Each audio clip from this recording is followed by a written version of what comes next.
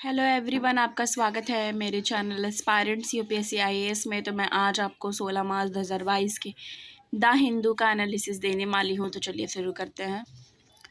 First page पे आप आ जाइए। इसमें है वियरिंग हिजाब is not essential part of religion. इसमें कर्नाटका हाई कोर्ट ने क्या बोला? कर्नाटका हाई कोर्ट ने बोला कि जो भी वियरिंग हिजाब है या हेड स्कार्फ भी जिसको बोलते हैं, वो किसी भी टाइप का एक एसेंशियल प्रैक्टिस नहीं है इस्लाम में। तो इसको पहनना स्कूल और कॉलेजेस में ज़रूरी नहीं है, ठीक है। और ये किसी भी तरीके से right to freedom of religion जो है, वो जो गारंटी उसमें दी गई है आर्टिकल 25 में, वो किसी भी तरीके से इसका वायलेशन नहीं है आर्टिकल 25 का, क्योंकि ये कोई भी इसेंशियल प्रैक्टिस नहीं है इस्लाम में, ऐसा उन्होंने बोला है। अब ये जो जजमेंट है जो दिया गया है वो 3 जज बेंच थी उसमें शामिल। इसमें chief justice Rituraj Awasthi, justice Krishna S Dixit and justice JM Khazi, ठीक है। इन्होंने क्या किया कि रिजेक्ट किया जो पिटीशन फाइल किया गया था। 9 मुस्लिम गर्ल्स ने ये पिटीशन फाइल किया था, उसको रिजेक्ट किया इन्होंने, ठीक है, ये स्टेटमेंट देते हुए। और इसमें क्या है कि आप ये भी देखो कि फिर स्टूडेंट ने ये जो फैसला हाई कोर्ट ने सुनाया है, कर्नाटका हाई कोर्ट ने, उसके खिलाफ सुप्रीम कोर्ट में इन्होंने पिटीशन डाला है। तो अभी देखते हैं। और उन्होंने अपनी बहुत सारी दलीलें भी दी हैं। ये भी बोला है कि टर्बन पहनने को अलाउ किया गया है, यानी जो पगड़ी बांधते हैं सिख लोग, उनको अलाउ किया गया है। उनको कृपांस अलाउ है एयरक्राफ्ट में ले जाने के लिए। तो ऐसी ऐसी बहुत सारी चीज़ें बोल रहे हैं। और रिवर्स में हिंदू मेजॉरिटी का भी ये कहना है कि अगर हिजाब अलाउ किया तो हम भी सैफरॉन शॉल उड़ के जाएंगे, ठीक है, भगवा जो गमछे हैं वगैरह। तो इस टाइप का एक रिलीजियस आप ये कह लो डिस्प्यूट जो है वो चल रहा है। और हिजाब को non essential part of religion बताया है कर्नाटका हाई कोर्ट ने, उसके ऊपर है, ठीक है, फर्स्ट पेज पे। ये पढ़ लीजिएगा। आगे देखते हैं। आप एडिटोरियल वाले पेज पे आ जाओ। उस पर ये आपको पढ़ना है ग्रोइंग प्राइस प्रेशर्स, ये पढ़ना है आपको, ठीक है। और उसके बाद ये पढ़ना है the miss firing and it's trial of poor strategic stability. ये पाकिस्तान में जो मिसाइल चली गई है, जो गलत तरीके से लॉन्च की गई, उसके ऊपर है। और ये है जो भारतनाट्यम इन इंडियन डिप्लोमेसी, तो भारतनाट्यम का रोल इसमें बताया गया है, ये भी आप रफली पढ़ लेना। इसके बाद उसके ये नेक्स्ट पेज पे ये है पाकिस्तान न्यूट्रलिटी तालिबान वरी, ठीक है, ये भी आप पढ़ लीजिएगा। इसमें पाकिस्तान और तालिबान को लेकर के बात है। और इसमें ये भी है रशिया के रोल को भी दिखाया गया है, पाकिस्तान की पॉलिसी, पाकिस्तान की डिप्लोमेसी, सारी चीज़ों के बारे में बात करी गई है। तो इसको भी आपको रफली पढ़ लेना है, ठीक है। आगे देखते हैं। ये वाला इम्पॉर्टेंट है, फार्मर डेट रोज 53% इन 6 ईयर, सेंटर टेल्स RS, ठीक है। अब आप इसमें ये देखो, राज्यसभा को क्या बताया है सेंटर ने कि फार्मर का जो डेट है, यानी कि जो उनके ऊपर कर्जा है, लोन है, वो बढ़ गया है 53% 6 सालों के अंदर।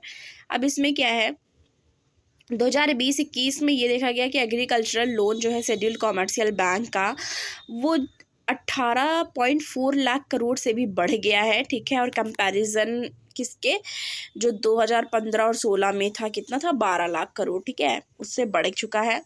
और ये जो डेटा है वो सोर्स है, इसका मिला है RBI से, ठीक है, जो प्रेजेंट किया गया है राज्यसभा में। और आप इसमें भी ये भी देखो, मिनिस्टर जो हैं स्टेट के जो है भगवत है उनका नाम, उन्होंने क्या बोला है कि centre had not implemented any loan weavers over the pass 6 year. तो वो ये कह रहे हैं, वो एज एन क्रिटिसाइजिंग वे ये कह रहे हैं कि सेंटर ने कोई भी लोन वेवर नहीं पास किया है पास्ट 6 ईयर में, ठीक है, इसको लेके बात कही गई है। और आप ये भी देख लो, ये इम्पॉर्टेंट है कि growth of farmer debt burden जो है वो सबसे ज़्यादा हाईएस्ट महाराष्ट्र में है, ठीक है, एक 116% इंक्रीज देखने को मिल रही है महाराष्ट्र में। उसके बाद आप ये भी देख लो कि और कौन कौन से स्टेट है, तो उसमें है उड़ीसा 76%, तमिलनाडु 68%, आंध्र प्रदेश 65%, गुजरात 64%, ठीक है। और फ्यू स्टेट जो है वो ट्रेंड में नहीं है। उसमें क्या है, कर्नाटका क्या है वो 37% ड्रॉप दिख रहा है, पंजाब जो मॉडेस्ट में है 4.5% ड्रॉप, ठीक है। और एक तरीके से ये जो डेटा है वो क्लियरली ये भी मतलब बता रहे हैं कि एक्सपोजर जैसा है एक्सपोज करने, जैसा कि फार्मर्स जो हैं उनको उनके ऊपर जैसे एक हिसाब से वेट ऑफ स्काई रॉकेटिंग चल रहा है कि इंक्रीज़, वो डेट में, वो कर्जे में डूबे हुए हैं। और इसका एक और भी दिखा रहे हैं रीज़न कि इसकी वजह से आप इधर देखो मेंशन है कि बहुत सारे जो number of farmer suicides record भी जो नेशनल क्राइम रिकॉर्ड ब्यूरो जो NCRB ने उसने दिया कि बहुत ज़्यादा फार्मर सुसाइड्स भी देखने को मिल रहे हैं, ठीक है। और इसमें ये भी एक जो वाहब है, जो मिस्टर वाहब है, उन्होंने ये कमेंट करते हुए बोला है कि जो प्राइम मिनिस्टर की पॉलिसीज़ हैं, उन्होंने ये बोला था कि फार्मर की इनकम को डबल किया जाएगा, बल्कि इनकम डबल नहीं, ये तो दिख रहा है कि डेट ही डबल हो गया 2022 में। तो इस तरह का कमेंट उन्होंने किया है। तो ये है, आप इसको अच्छे से, मैंने बता ही दिया है सारा पॉइंट क्या इम्पोर्टेंट है, तो ये अच्छे से देख लो। आगे देखते हैं। US warn China Russia support, ठीक है। अब इसमें क्या है कि US ने वॉर्न किया है चाइना को कि वो रशिया का सपोर्ट ना करे, ठीक है। आपको इसके पहले भी बताया था कि चाइना से मदद मांग रही है रशिया, ऐसा न्यूज़ न्यूयॉर्क टाइम्स ने और ये अमेरिका की तरफ से आया हुआ था। तो उसी के सिलसिले में फिर से ये न्यूज़ है कि यूनाइटेड नेशन ने मंडे को वॉर्न किया चाइना को कि वो खड़ी ना हो रशिया के साथ, ठीक है। ये बोला। बाकी बीजिंग जो है चाइना, उसकी तरफ से ये आया है कि ये एक डिसइंफॉर्मेशन है, ठीक है, इसमें कोई भी सच्चाई नहीं है, ये झूठ है, ठीक है, बेबुनियाद है, ऐसा बोल रहे हैं चाइना की तरफ से। तो ठीक है, इसमें आप और आगे क्या देख लो। US ऑफिशियल जो ऑफिशियल्स हैं उन्होंने कोट करते हुए बोला है कि उनको ये है कि रशिया जो है वो चाइना से मिलिट्री सपोर्ट मांग सकती है, ठीक है। और उन्होंने बीजिंग को कंसीडर भी किया है, तो उसको लेके है। और ये भी बोल रहे हैं कि जो पीपल ऑफ रिपब्लिक चाइना है और ऐसी बहुत सारी कंट्रीज़ हैं, अगर कोई भी सपोर्ट करती है किसी टाइप का मटेरियल सपोर्ट, इकोनॉमिक सपोर्ट, तो वो नज़र रखे हुए हैं, वो देख रहे हैं कि कौन सी कंट्री है जो रशिया के साथ आती है इंस्टीड ऑफ यूक्रेन, ठीक है।